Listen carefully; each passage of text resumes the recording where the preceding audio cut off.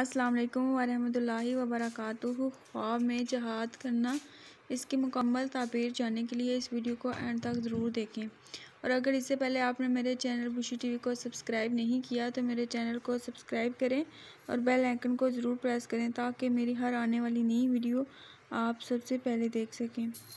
अगर कोई शख्स ख्वाब में देखे कि राह खुदा में जहाद करता है तो ये इस बात की अलामत है कि इसका और इसके ख्वाहिशों का काम नेक होगा और सब बेनियाज हो जाएंगे।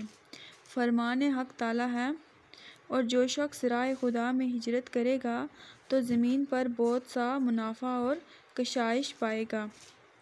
ख्वाब में अगर कोई देखे कि इसने जहाद से मुँह मोड़ा है तो ताबीर ये है कि वो अपनों से मुँह मोड़ेगा। फरमान इलाही है, क्या करीब है कि तुमको हुकूमत हासिल हो और ज़मीन में फ़साद करो और क़त्ल रहमी करो। ख्वाब में देखे कि जहाद पर गया है, दौलत, नेमत और बुज़ुर्गी पाएगा। फरमान हक ताला है, और अल्लाह ने जहाद करने वालों को बैठने वालों पर अजर अज़ीम अता फरमाया है। अगर कोई देखे कि मुल्क के लोग जहाद के लिए बाहर निकले हैं तो इज़्ज़त और मर्तबा पाएगा और लोगों को मगलूब करेगा।